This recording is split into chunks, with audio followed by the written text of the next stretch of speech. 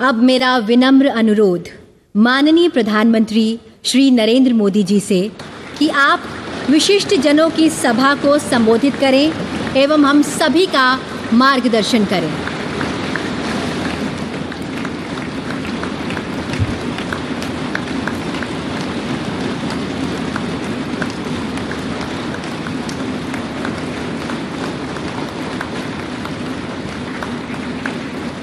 आदरणीय उपराष्ट्रपति जी,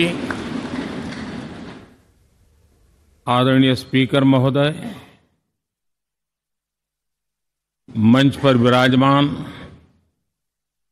सभी वरिष्ठ महानुभाव और 140 करोड़ देशवासियों के प्रतिनिधि, सभी माननीय सांसदगण, आपको और देशवासियों को गणेश चतुर्थी की अनेक अनेक शुभकामनाएं।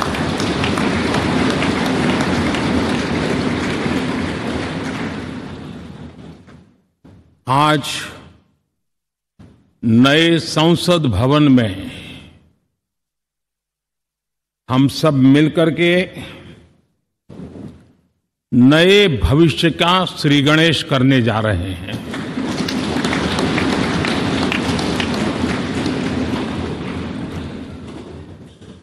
आज हम यहां विकसित भारत का संकल्प दोहराना, फिर एक बार संकल्पबद्ध होना और उसको परिपूर्ण करने के लिए जी जान से जुटने के इरादे से नए भवन की तरफ प्रस्थान कर रहे हैं।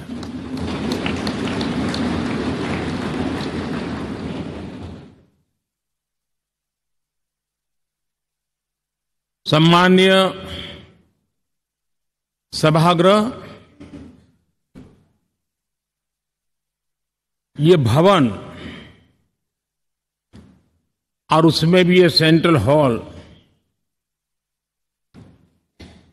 एक प्रकार से हमारी भावनाओं से भरा हुआ है। हमें भावुक भी करता है और हमें हमारे कर्तव्य के लिए प्रेरित भी करता है।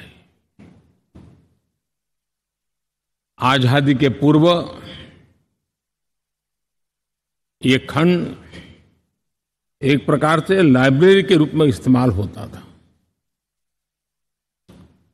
लेकिन बाद में संविधान सभा की बैठक यहां शुरू हुई और उन संविधान सभा की बैठकों के द्वारा गहन चर्चा विचारणा कर करके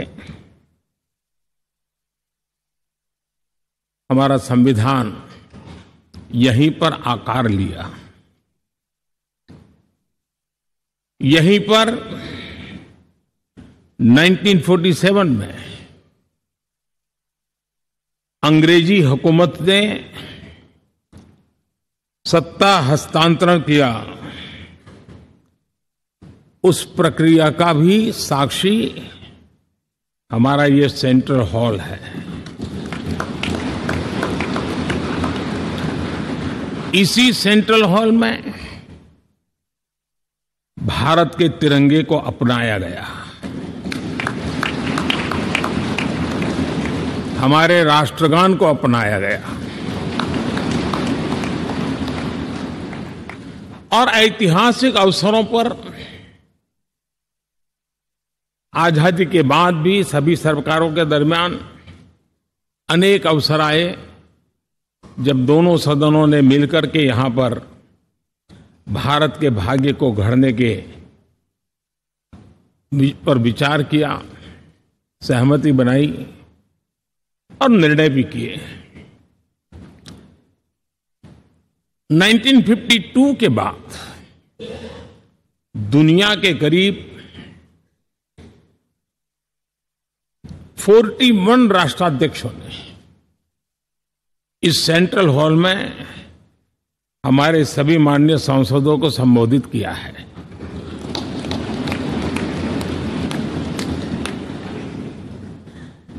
हमारे राष्ट्रपति महोदयों के द्वारा 86 बार यहां संबोधन किया गया है।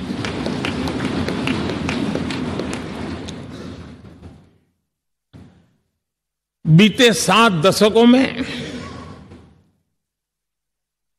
जो भी साथी इन जिम्मेवारियों से गुजरे हैं, जिम्मेवारियों को संभाली है, अनेक कानूनों, अनेक संशोधन और अनेक सुधारों का हिस्सा रहे हैं।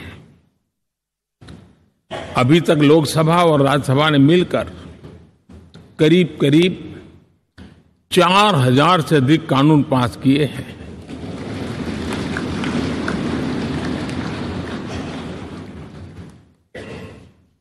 और कभी जरूरत पड़ी तो ज्वाइंट सेशन के माध्यम से भी कानून पारित करने की दिशा में रणनीति बनानी पड़ी और उसके तहत भी दहेज रोकथाम कानून हो, बैंकिंग सर्विस कमीशन बिल हो,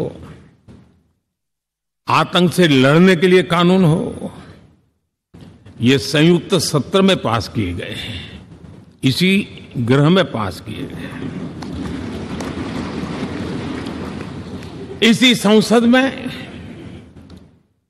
मुस्लिम बहन बेटियों को न्याय की जो प्रतीक्षा थी, शाहबानो केस के कारण कुछ गाड़ी उल्टी पार्टी पर चढ़ गई थी, इसी सदन ने हमारी उस गलतियों को ठीक किया और 3 तलाक विरुद्ध कानून हम सब ने मिलकर के पारित किया। संसद ने बीते वर्षों में ट्रांसजेंडर को न्याय देने वाले कानूनों का भी निर्माण किया। इसके माध्यम से हम ट्रांसजेंडर के प्रति सद्भाव और सम्मान के भाव के साथ उनको नौकरी, शिक्षा, स्वास्थ्य, बाकी जो सुविधाएं हैं एक गरिमा के साथ प्राप्त कर सके, इसकी दिशा में हम आगे बढ़े। हम सभी ने मिलकर हमारे दिव्यांग जनों के लिए भी उनकी जरूरतों को देखते हुए, उनके एस्पिरेशंस को देखते हुए ऐसे कानूनों का निर्माण किया जो उनके लिए उज्जवल भविष्य की गारंटी बन रहे हैं। आर्टिकल 370 हटाने से लेकर वो विषय ऐसा रहा जो शायद ही कोई दशक ऐसा होगा कि चर्चा न हुई हो, चिंता न हुई हो और मांग न हुई हो। आक्रोश भी व्यक्त हुआ, सभागृह में भी हुआ, सभागृह के बाहर भी हुआ। लेकिन हम सबका सौभाग्य है कि हमें सदन में आर्टिकल 370 से मुक्ति पाने का, अलगाववाद, आतंकवाद के खिलाफ लड़ाई लड़ने का एक बड़ा महत्वपूर्ण कदम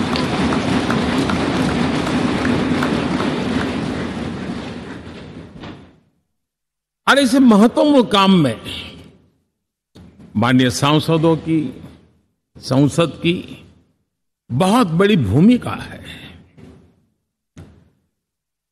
जम्मू कश्मीर में इसी सदन में निर्मित हुआ संविधान हमारे पूर्वजों ने दिया हुआ वो महामूल्य दस्तावेज जम्मू कश्मीर में लागू करते हैं तो इस मिट्टी को प्रणाम करने का मन करता है। आज जम्मू और कश्मीर शांति और विकास के रास्ते पर चलने के लिए प्रतिबद्ध हुआ है और नए उमंग, नए उत्साह, नए संकल्प के साथ जम्मू कश्मीर के लोग आगे बढ़ने का कोई मौका अब छोड़ना नहीं चाहते हैं। ये दिखाता है कि संसद के सदस्यों ने मिलकर के संसद के भवन में कितने महत्वपूर्ण काम किए हैं। माननीय सांसदगण, लाल किले से मैंने कहा था यही समय है, सही समय है।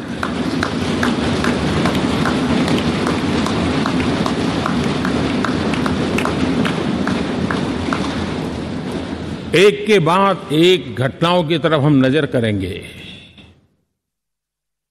हर घटना इस बात का गवाह दे रही है कि आज भारत एक नई चेतना के साथ पुनर्जागृत हो चुका है।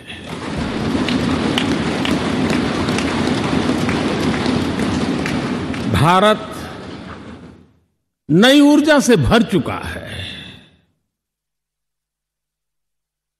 और यही चेतना, यही ऊर्जा इस देश के कोटि कोटि जनों के सपनों को संकल्प में परिवर्तित कर सकती है और संकल्प को परिश्रम की पराकाष्ठा कर करके सिद्धि तक पहुंचा सकती है। ये हम देख सकते हैं।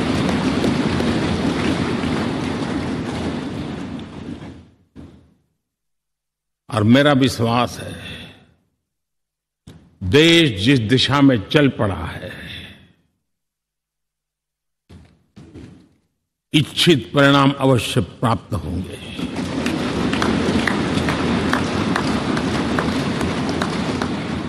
हम गति जितनी तेज करेंगे, परिणाम उतने जल्दी मिलेंगे।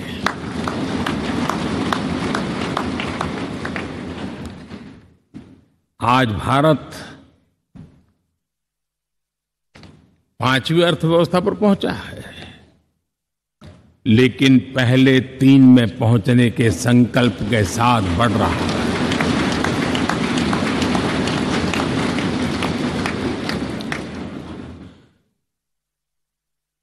और मैं जिस स्थान पर बैठा हूं, जो जानकारियां प्राप्त होती है उसके आधार पर विश्व के गणमान्य लोगों से बातचीत करता हूं, उसके आधार पर मैं बड़े विश्वास से कह रहा हूं, हम में से कुछ लोगों की निराशा हो सकती है, लेकिन दुनिया आश्वस्त है कि भारत टॉप 3 में पहुंच के रहेगा।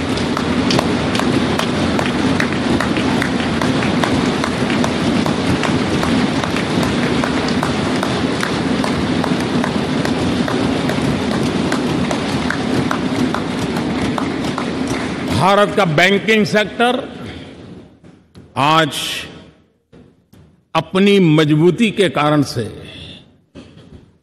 फिर एक बार दुनिया में सकारात्मक चर्चा का केंद्र बना हुआ है।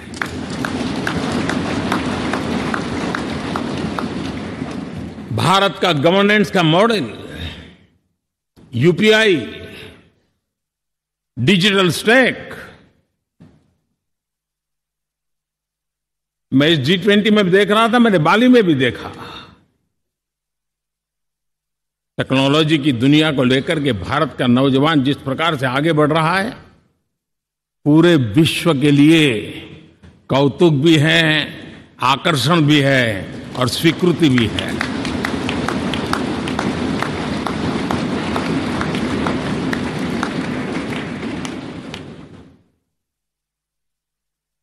हम सब उस ऐसे कालखंड में हैं, मैं कहूंगा हम लोग एक भाग्यवान लोग हैं। ऐसी भाग्यवान समय में हमें कुछ दायित्व निभाने का अवसर आया है और हमारा सबसे बड़ा भाग्य है कि आज इंडियन एस्पिरेशंस उस ऊंचाई पर हैं जो शायद पिछले 1000 साल में नहीं रहे होंगे।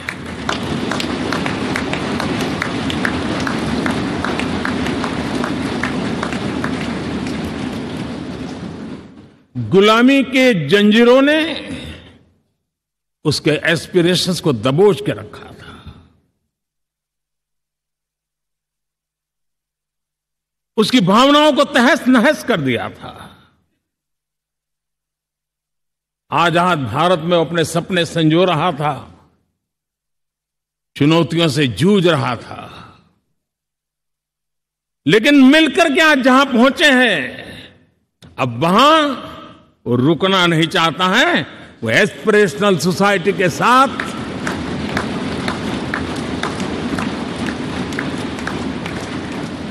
नए लक्ष्य गढ़ना चाहता है।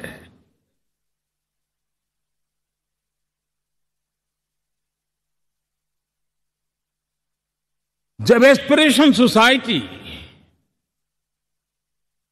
सपने संजोते ही हो, संकल्प लेकर के निकल पड़ी हो, तब पुराने कानूनों से मुक्ति पाकर नए कानूनों का निर्माण करके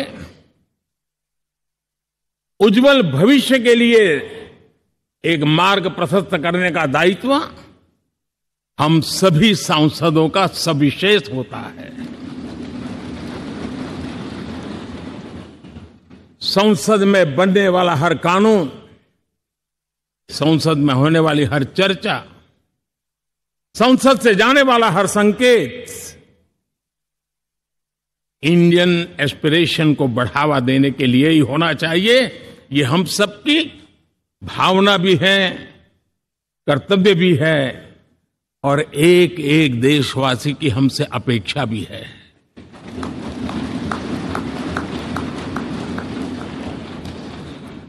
हम जो भी रिफॉर्म करें, उसके मूल में इंडियन एस्पिरेशन सबसे सर्वोच्च पद पर होना चाहिए, प्राथमिकता पर होना चाहिए।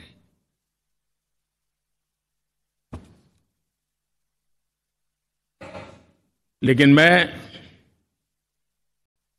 बहुत सोच समझ करके कहना चाहता हूं,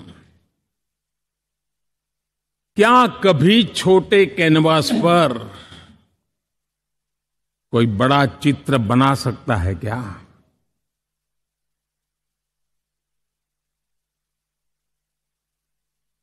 जैसे छोटे कैनवास पर बड़ा चित्र नहीं बन सकता, वैसे हम भी अगर हमारे सोचने के कैनवास को बड़ा नहीं कर सकते, तो भव्य भारत का चित्र भी हम नहीं अंकित कर सकते।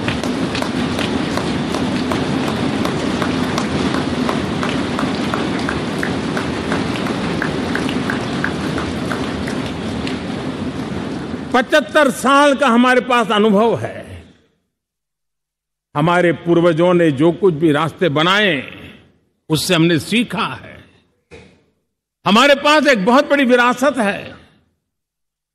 इस विरासत के साथ अगर हमारे सपने, हमारे संकल्प जुड़ जाए, हमारा सोचने का दायरा बदल जाए, हमारा कैनवास बड़ा हो जाए, तो हम भी उस भव्य भारत के चित्र को अंकित कर सकते हैं, उस तस्वीर का खाका खींच सकते हैं, उसमें रंग भरने का काम हम भी कर सकते हैं और आने वाली पीढ़ी को वो भव्य दिव्य मां भारती के हम उनको सुपुर्द कर सकते हैं। दोस्तों,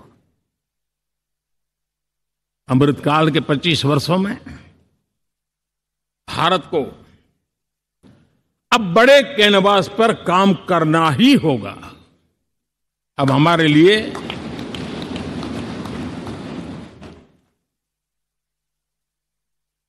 छोटी छोटी चीजों में उलझना, वो वक्त चला गया है।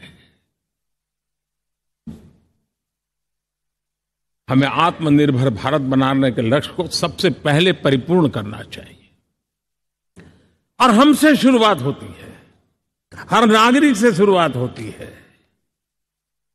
और आज दुनिया में भी एक समय ऐसा था कि लोग मुझे कहते थे, हमारे बड़े बड़े बुद्धिजीवी और अर्थशास्त्री लिखते थे कि मोदी आत्मनिर्भर की बात करता है तो मल्टीलेटरलिज्म के सामने चुनौती तो बन नहीं जाएगा, ग्लोबल इकोनॉमी के जमाने में ठीक तो नहीं होगा। लेकिन 5 साल के भीतर भीतर देखा, दुनिया भारत के आत्मनिर्भर मॉडल की चर्चा करने लग गई है।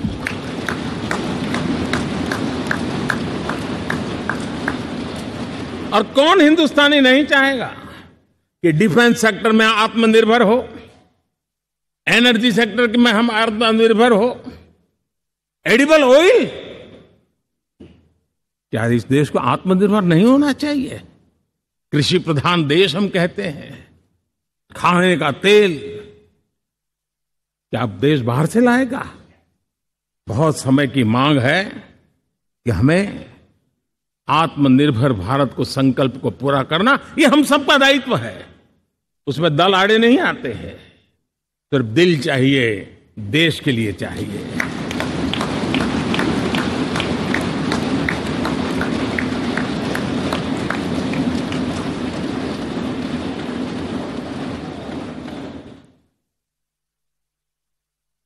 हमें अब मैन्युफैक्चरिंग सेक्टर में दुनिया में सर्वश्रेष्ठ बनने की दिशा में ही कदम रखने होंगे। और मैंने एक बार लाल किले से कहा था, जीरो डिफेक्ट जीरो इफेक्ट। हमारे प्रोडक्ट में कोई डिफेक्ट ना हो, हमारी प्रक्रिया में पर्यावरण पर कोई इफेक्ट ना हो, ऐसा जीरो डिफेक्ट जीरो इफेक्ट वाला हमें दुनिया के सामने मैन्युफैक्चरिंग क्षेत्र में जाना हो। हमारे डिजाइनर,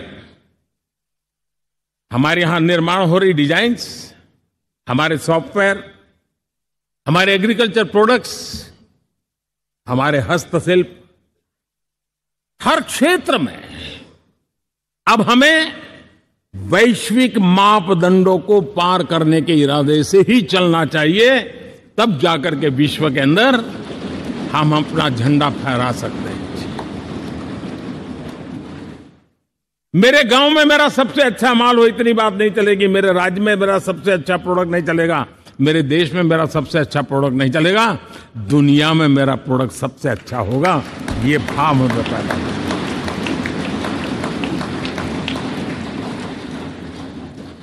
हमारी यूनिवर्सिटीज दुनिया के अंदर टॉप रैंकिंग में आए, अब इसमें हमें पीछे नहीं रहना है।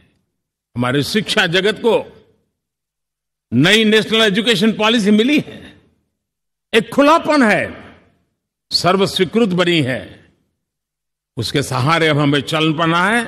और दुनिया के टॉप मोस्ट यूनिवर्सिटीज में अभी जब G20 में विश्व के मेहमान आए तो मैंने नालंदा की एक तस्वीर रखी थी वहां, और जब मैं दुनिया को लड़कों को कहता था 1500 साल पहले मेरे देश में दुनिया की उत्तम से उत्तम यूनिवर्सिटी हुआ करती थी, तो उन सुनते ही रह जाते थे। लेकिन हमें उसे प्रेरणा लेनी है, पर प्राप्त तो अभी करके रहना है, ये हमारा संकल्प होना है। आज हमारे देश का नौजवान खेल जगत के अंदर दुनिया में हमारी पहचान बना रहा है। टियर 2, टियर 3 सिटी से, गांव, गरीब परिवारों से, गांव से देश के नौजवान, देश की बेटे बेटियां आज खेलकूद के जगत जीवन में हमारा नाम रोशन कर रही है। लेकिन देश चाहता है और देश का संकल्प होना चाहिए कि अब खेलकूद के हर पोडियम पे हमारा तिरंगा भी लहराता होगा।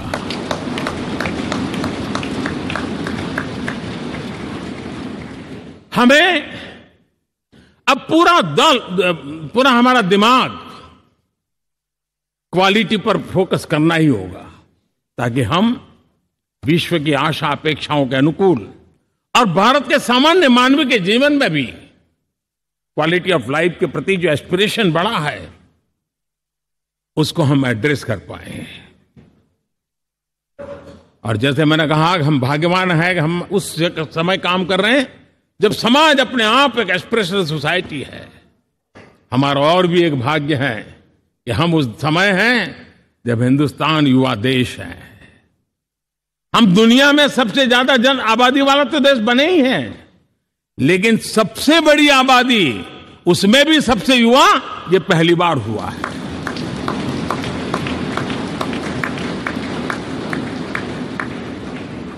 जिस देश के पास ये युवा शक्ति हो, युवा सामर्थ्य हो, तब हमें उसकी टैलेंट पे भरोसा है, हमें उसकी संकल्प शक्ति पे भरोसा है, उसकी साहस में हमें भरोसा है, और इसलिए हम चाहते हैं कि दुनिया में भारत का युवा अग्रिम पंक्ति में नजर आना चाहिए, वो स्थिति पैदा होनी चाहिए। आज पूरी दुनिया को स्किल मैन पावर की बहुत बड़ी जरूरत है और भारत विश्व की इस आवश्यकता की पूर्ति के लिए अपने आप को सज्ज कर सकता है और उन आवश्यकताओं को पूरी कर करके दुनिया में अपनी एक जगह भी बना सकता है। और इसलिए विश्व में उनकी आवश्यकता के लिए किस प्रकार के मैन पावर की जरूरत है, किस प्रकार के उनको ह्यूमन रिसोर्स की जरूरत है, उस स्किल मैपिंग का काम भी चल रहा है और उस स्किल मैपिंग के अनुसार भारत के अंदर स्किल डेवलपमेंट की तरफ हम बल दे रहे हैं। और जितना ज्यादा हम स्किल डेवलपमेंट पर बल देंगे, भारत के नौजवानों का सामर्थ्य विश्व में अपना डंका बजाने में कोई कमी नहीं रखेगा। और हिंदुस्तानी जहां गया है उसने अच्छाई की छाप छोड़ी है, कुछ कर गुजरने की छाप छोड़ी है। ये सामर्थ्य हमारे अंदर पहले से पड़ा हुआ है और हमारे पहले जो लोग गए हैं उन्होंने इससे छवि भी बना के रखी हुई है। आपने देखा होगा पिछले दिनों करीब 150 नर्सिंग कॉलेज एक साथ खोलने का निर्णय किया। पूरे दुनिया में बहुत बड़ी रिक्वायरमेंट है नर्सिंग की। हमारी बहन, हमारी बेटियां, हमारे बेटे उस क्षेत्र में दुनिया में पहुंच सकते हैं, आसानी से पहुंच सकते हैं।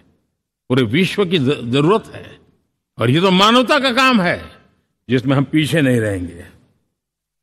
आज मेडिकल कॉलेजेस का इतना व्यापक रूप से निर्माण, देश की आवश्यकता तो पूरी करनी ही करनी है, दुनिया की आवश्यकताओं में भी योगदान दे सकते हैं। कहने का तात्पर्य यही है, हर छोटी चीज पर बारीकी से ध्यान देते हुए, उस पर अपना ध्यान केंद्रित करते हुए हमें आगे बढ़ना है। हमें भविष्य के लिए सही समय पर सही फैसले भी लेने होते हैं। हम फैसलों को टाल नहीं सकते। हम राजनीतिक लाभ नुकसान के गणा भाग के अंदर अपने आप को बंधी नहीं बना सकते हैं। हमें तो देश के एस्पिरेशन के लिए हिम्मत के साथ नए निर्णय करने होते हैं।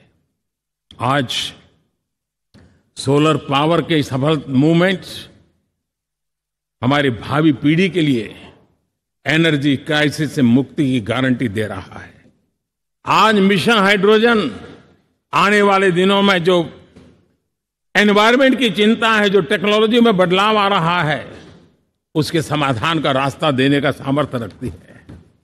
आज हमारा सेमीकंडक्टर जिस प्रकार से जीवन चलाने में हमारे हृदय की जरूरत रहती है, वैसे ही आज हमारी टेक्नोलॉजी चिप्स के बिना चल नहीं सकती और सेमीकंडक्टर उसके लिए बहुत अनिवार्य है। उस दिशा में हम आगे जाकर के इलेक्ट्रॉनिक मैन्युफैक्चरिंग में कोई रुकावट ना आए और जीवन कहीं अटक न जाए, उसके लिए एक बहुत बड़ी मात्रा में हम काम कर रहे हैं। जल जीवन मिशन, हर जिले में 75 अमृत सरोवर, हमारी भावी पीढ़ी को, हमारे बच्चे उनको कभी पानी के बिना तरसना न पड़े, इसकी चिंता हम आज कर रहे हैं। विश्व के बाजार में हमारा हर व्यापार कारोबार पहुंचे, कॉम्पिटिटिव ताकत के साथ खड़ा रहे, लॉजिस्टिक सिस्टम को और अधिक कम खर्च वाला बनाना, एफिशिएंट बनाना, उस दिशा में हम बहुत नीतियां लेकर के चल रहे हैं। आज समय की मांग है कि भारत का एक ऐसा भारत का हम निर्माण करें। नॉलेज, इनोवेशन, ये समय की मांग है और दुनिया में हमें अग्रिम पंक्ति में जाने का ये रास्ता भी है। और इसीलिए पिछले हमने समय नेशनल एजुकेशन पॉलिसी के साथ साथ टेक्नोलॉजी के बढ़ावे के लिए हमने रिसर्च और इनोवेशन का एक कानून भी पारित किया है, ताकि हमारे देश के नौजवानों को इस इनोवेशन के और चंद्रयान 3 की सफलता के बाद देश के नौजवानों के मन में विज्ञान की तरफ आकर्षण बढ़ रहा है। हमें मौका गंवाना नहीं है। हमारी युवा पीढ़ी को हमने रिसर्च और इनोवेशन के लिए पूरे अवसर देने हैं और इस इकोसिस्टम को बनाने के लिए हमने एक उज्जवल भविष्य के निर्माण की नींव रखी है। आदरणीय बंधुगण, सामाजिक न्याय ये हमारी पहली शर्त है। बिना सामाजिक न्याय, बिना संतुलन, बिना समभाव, बिना समत्व हम इच्छित परिणामों को घर के भीतर प्राप्त नहीं कर सकते। लेकिन सामाजिक न्याय की चर्चा बहुत सीमित बन के रह गई। हमें उसको व्यापक रूप में देखना होगा। हम किसी गरीब को कोई सुविधा दें, किसी समाज में दबे कुचले व्यक्ति को कोई सुविधा दें, वो तो सामाजिक न्याय की एक प्रक्रिया है। लेकिन उसके घर तक पक्की सड़क बन जाए ना, वो भी सामाजिक न्याय के लिए उसको मजबूती देती है। उसके घर के नजदीक में बच्चों के लिए अगर स्कूल खुल जाए तो वो भी उसको सामाजिक न्याय की मजबूती देती है। उसको बिना खर्च अगर आरोग्य में समय की जरूरत पड़े वो मिले, तब जाकर के सामाजिक न्याय की मजबूती मिलती है। और इसलिए जिस प्रकार से समाज व्यवस्था में सामाजिक न्याय जरूरत है, वैसा ही राष्ट्र व्यवस्था में सामाजिक न्याय की आवश्यकता है। अब देश का कोई हिस्सा पीछे रह जाए, अविकसित रह जाए, ये भी सामाजिक न्याय के खिलाफ है। दुर्भाग्य से देश का पूर्वी इलाका, भारत का पूर्वी भाग जो समृद्धि से भरा हुआ है, लेकिन वहां के नौजवानों को रोजगार के लिए दूसरे इलाके में जाना पड़ रहा है। ये स्थिति हमें बदलनी है। हमारे देश के उस पूर्वी भाग को, इलाका को समृद्ध बना करके सामाजिक न्याय की मजबूती भी हमने देनी है। असंतुलित विकास, शरीर कितना भी स्वस्थ क्यों न हो, लेकिन एक उंगली को भी अगर लकवा मार गया है तो शरीर स्वस्थ नहीं माना जाता है। भारत कितना ही समृद्ध हो, लेकिन कोई अंग उसका दुर्बल रह जाए तो भारत समृद्धि में पीछे है, मानना पड़ेगा। और इसलिए हम सर्वांगीण विकास के पक्ष में, सामाजिक न्याय की उस ऊंचाई को प्राप्त करने के पक्ष में, दिशा में हमें आगे बढ़ना है। चाहे पूर्वी भारत हो, चाहे नॉर्थ ईस्ट हो, हमें उन चीजों को प्राप्त करना। और उसी लिए जो रणनीति कितनी सफल हुई है, 100 एस्पिरेशनल डिस्ट्रिक्ट पर विशेष काम किया, नौजवान अफसरों को लगाया गया, एक स्ट्रेटेजी बनाई गई। आज दुनिया उस मॉडल की चर्चा कर रही है और आज 100 डिस्ट्रिक्ट, देश के कोने कोने में जो पीछे माने जाते थे उसको बोझ मान लिया गया था।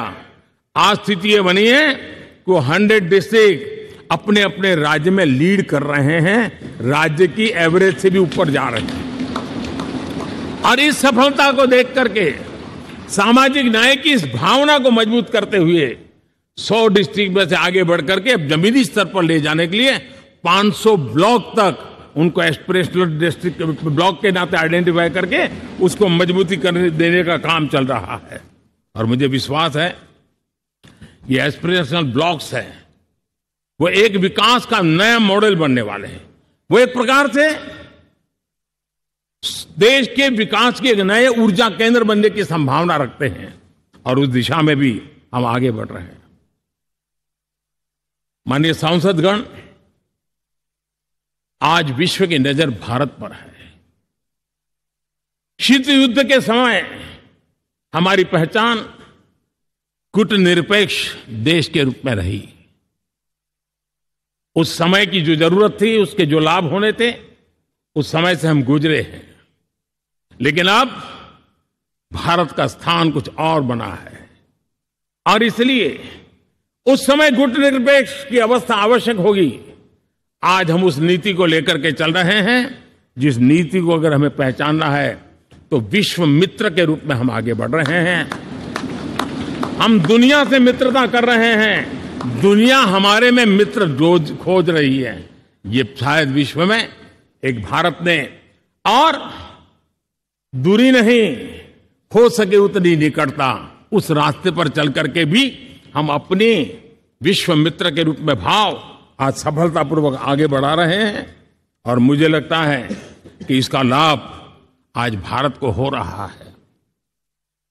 भारत आज दुनिया के लिए एक स्टेबल सप्लाई चेन के रूप में उभर रहा है और आज विश्व की ये जरूरत है और उस आवश्यकता की पूर्ति करने का काम G20 में भारत ग्लोबल साउथ के आवाज बनकर के उभरा है। ये बीज G20 समिट में जो बीज बोया गया है, मेरे देशवासी आने वाले समय देखेंगे कि वो ऐसा वटवृक्ष बनने वाला है, ऐसा वटवृक्ष बनने वाला है, विश्वास का ऐसा वटवृक्ष बनने वाला है जिसकी साया में आने वाली पीढ़ियां सदियों तक एक गर्व के साथ अपना सीना तान करके खड़ी रहेगी। ये मुझे विश्वास है।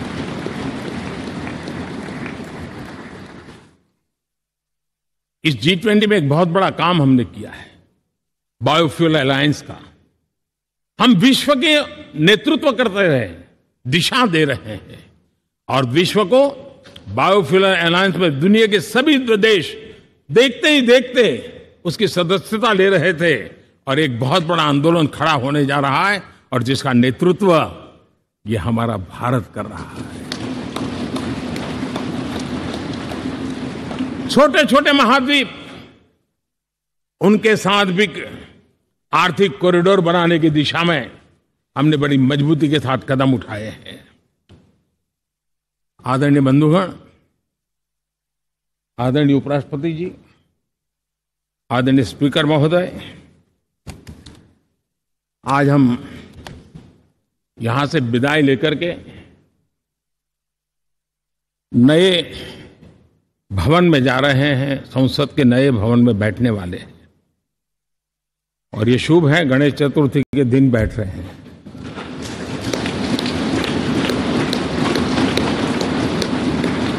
लेकिन मैं एक आप दोनों महानुभावों को एक प्रार्थना कर रहा हूं, एक विचार आपके सामने रख रहा हूं। मैं आशा करता हूं कि आप दोनों मिलकर के उस विचार पर जहां भी जरूरत पड़े मंथन करके कुछ निर्णय अवश्य कीजिए। और मेरी प्रार्थना है, मेरा सुझाव है कि अब हम जब नए सदन में जा रहे हैं तब इसकी गरिमा कभी भी कम नहीं होनी चाहिए।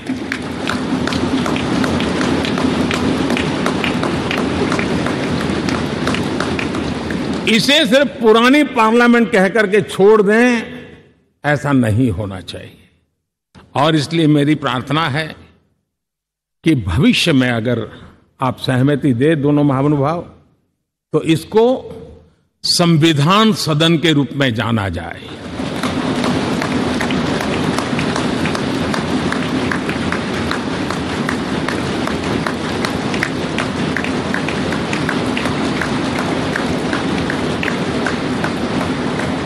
ताकि ये हमेशा हमारे के लिए हमारी जीवन प्रेरणा बनी रहेगी। और जब संविधान सदन कहेंगे तब उन महापुरुषों का याद भी उसके साथ जुड़ जाएगी जो कभी संविधान सभा में यहां बैठा करते थे, गणमान्य महापुरुष बैठा करते थे।